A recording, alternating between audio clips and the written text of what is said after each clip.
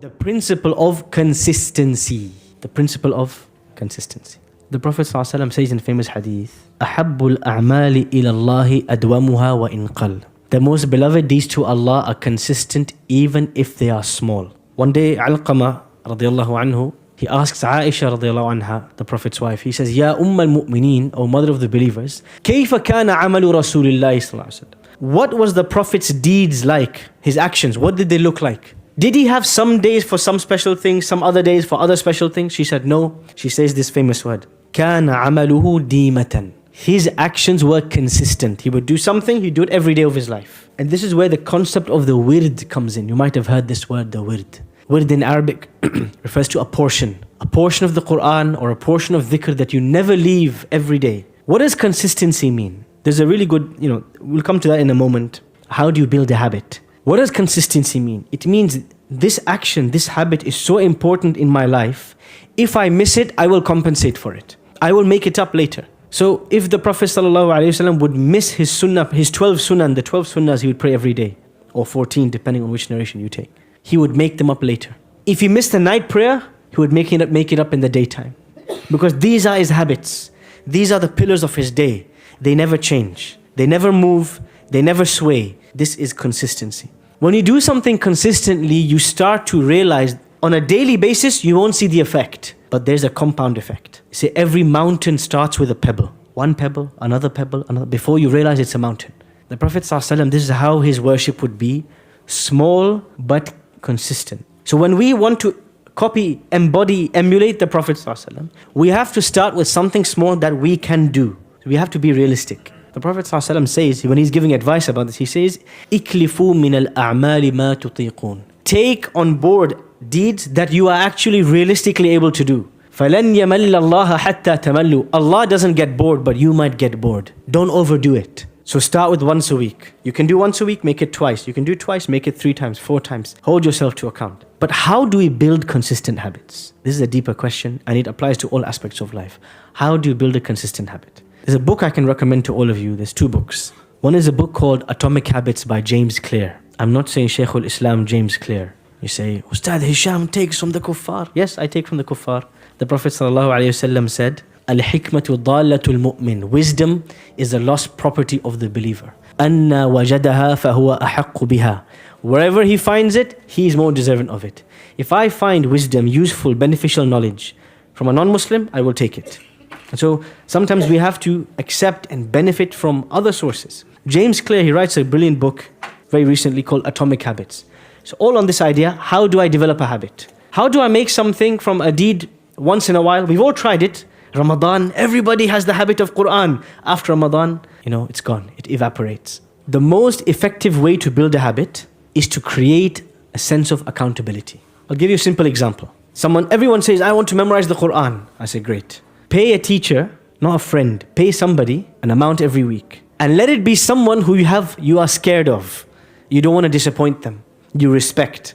And make a fixed weekly time when you have to meet them. And give strict rules to yourself. Say, look, teacher, if I come 10 minutes late, cancel the lesson and make me still pay for it. If I miss 4 lessons in a row, never talk to me again. Tell me to get lost, finish. Creating this accountability, consequences, punishment if you miss it, weekly time, creating this whole system, this will force you to turn up every week. Even if you are the laziest person in the world, you will turn up because you're scared of the consequences. This is an example. What about the night prayer? How can I create a system for the night prayer?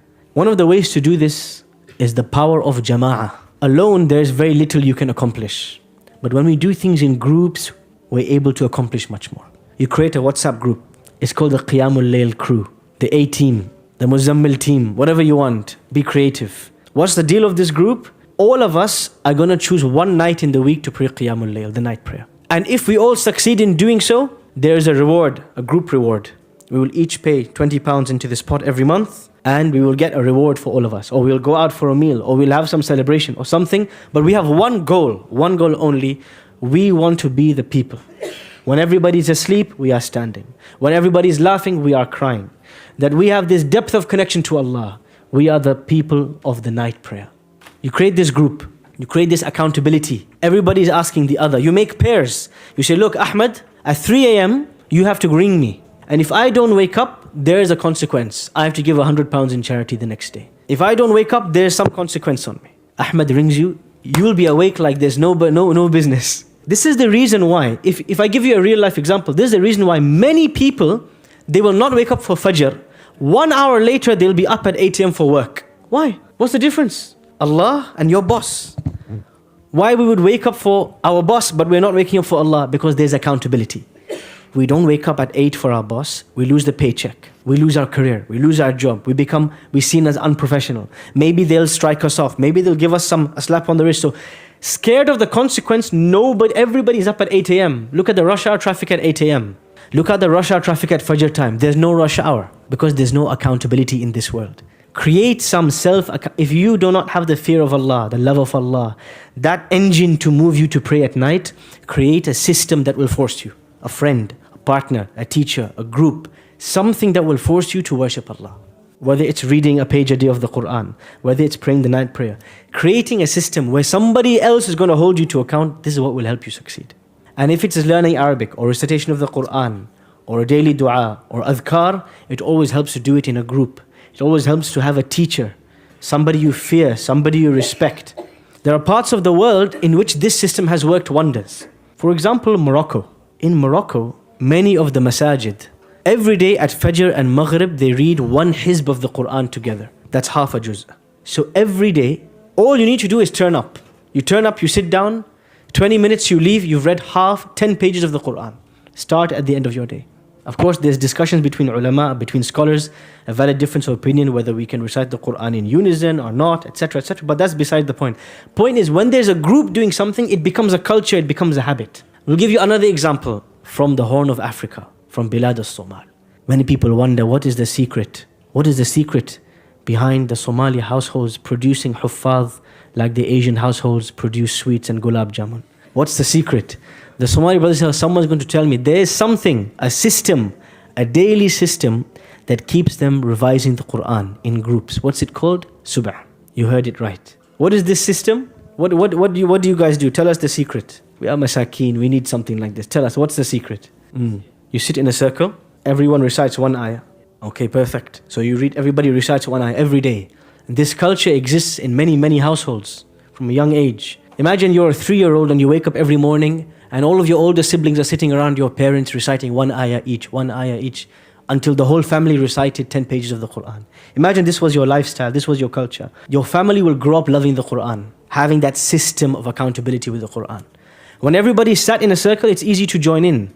But if you need to, on your own, with all your distractions, do it by yourself, you'll probably forget. So it's really important. So these systems are there embedded in many cultures, many Muslim countries. And we need to revive these and embed them in our lives. A circle of dhikr, a circle of qiyamul layl, a WhatsApp group for revision of the Quran. A daily time we come together, we sit and we complete this thing that we want to make a daily habit. James Clear wrote his book like 2 years ago, but the Moroccans and the Somalis were doing atomic habits from 700 years. Let's not mince our words. These guys are late to the party. We've been developing habits since before their grandparents were born. So it's important to revive this system, how to develop a habit. كان عمل رسول الله صلى الله عليه وسلم ديمة. The Prophet's deeds were consistent. And the way this consistency was preserved was through halaqat, through teachers, through systems that would force you to do it even on a day you don't feel like it, because everybody else is there. And so you need to turn up as well.